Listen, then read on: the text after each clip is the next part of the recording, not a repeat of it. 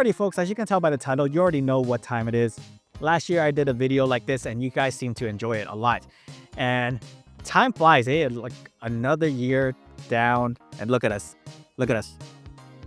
We're just getting old, man. Another year older. Oh, man. I tried a lot of gear over this past year, and I wanted to share with you guys some of my top lenses that I tried for 2024. Now, again, these are lenses that I thought are interesting to me and my style of photography. Sometimes it's portraits, sometimes it's travel stuff. Now, if you're questioning why your favorite lens wasn't on this list, it's because I'm only human. There's only so much I can fit into my life. I wish I could try them all, but there's no way unless I have a team behind me, right? But again, this is just my list. Let's just get started with number 5.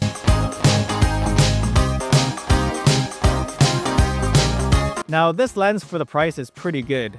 It's smaller than I expected because if you're thinking f1.2 wide lens, you're going to think it's going to be really big. This lens is a relatively similar size to my XF 33mm f1.4, which I don't think is that big to begin with. I was expecting the Sirui to be as girthy as the XF 16mm f1.4, but it's like smaller than that. Now, ultimately, this lens has great image quality, but it's a little bit soft at f1.2.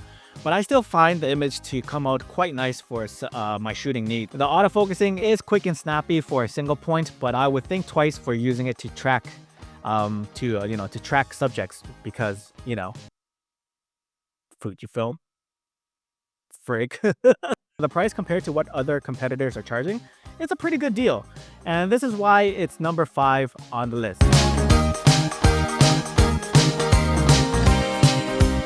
Now, this Mikey lens caught me by surprise. Mikey is one of those brands that I feel is like, just overshadowed because there's just so many third-party lenses that are fighting for your attention. You have the Viltrox of the world, 7 Artisans, Laowa, TT Artisans, and Sirui. So it's kind of hard to know which ones you want because of the amount of options that there are out there for the Fujifilm X Mount. It's a great time to be a Fujifilm X Mount, but at the same time, it's just like, where do you go, Which lens do you choose when they all make similar focal lengths? The reason why I like this lens so much is because of its build quality. It's not weather sealed, but it does have a rubber gasket seal on the back to seal off any liquid and moisture. It has other features like an MF/AF toggle switch, and it also has the aperture dial. So for Fujifilm shooters, you're going to like this a lot. What also caught me by surprise is its image quality. Now, testing this on the 40 megapixel sensor, I saw that this lens could resolve that sensor a lot better than other third-party lenses out there. When shooting wide open, it was nice, it was sharp and crispy. Now at f1.4, you're going to get some lovely bokeh and subject isolation as well. And at the price of $200, it makes me wonder why I still have my XF 56mm f1.2 WR. Image quality is comparable to the Fuji XF 56mm f1.2. At the same time, the autofocusing on the XF 56mm f1.2 WR is a bit slow. So it was a bit of a missed opportunity for Fuji not to put any linear motors inside that lens. So this is where the Mikey comes in, because I find that it's small. It's small enough at f1.4. It's still decent enough, and it has quicker autofocusing than the XF 56mm f1.2. The image quality you get on the Mikey 55mm is just as sharp. It may not hold the contrast as well as the XF 56mm f1.2, but the image quality is sharp. However, if you're on a budget and you don't want to fork out like $1,000 on the Fujifilm 56mm f1.2, I highly recommend you guys check out this lens from Mikey because it's an incredible lens. And this is why it's number 4 on my list.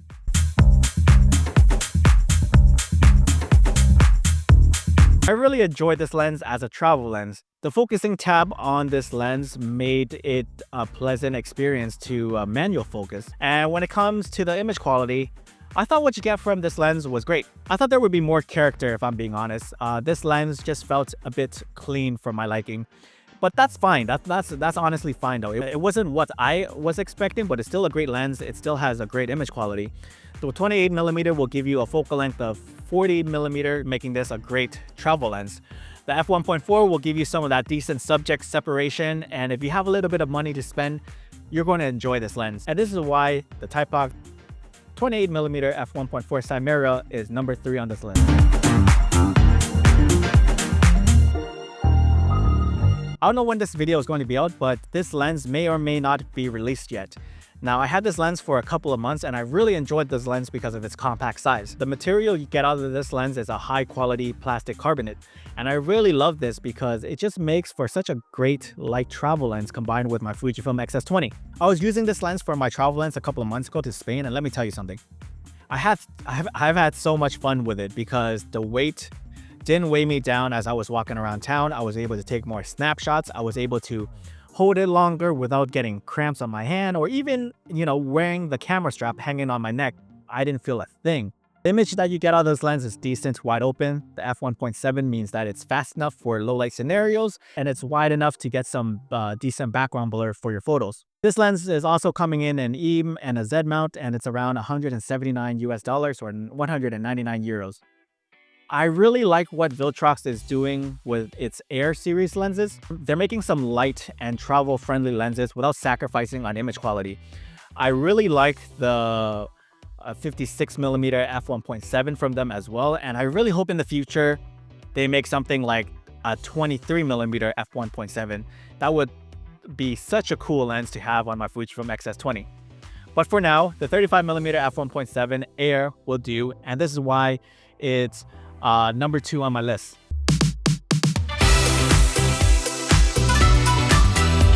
So the number 1 lens that I enjoyed a lot in 2024 for the Fujifilm X Mount is no other than the 75mm f1.2 from Sirui, and this is the Sniper series. I just love the image quality that I got from this lens. Everything that I shot with just looks so beautiful. The dreaminess of it, the bokeh, it was just so smooth. And at f1.2 combined with the 75mm focal length, it gives you some decent compression, man. And this lens is priced very well, around $400, but I still see it on its sale price for $320. Again, you're getting a 75mm f1.2 lens with great image quality, great build quality.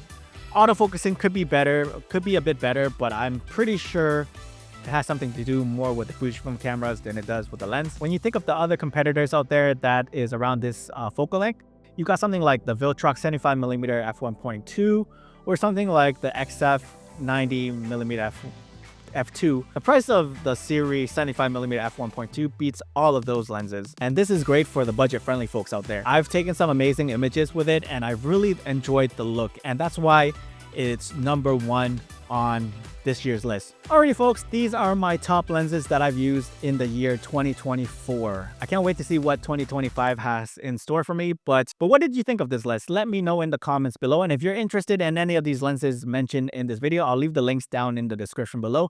And consider subscribing for more Fujifilm content on this channel, and thanks so much.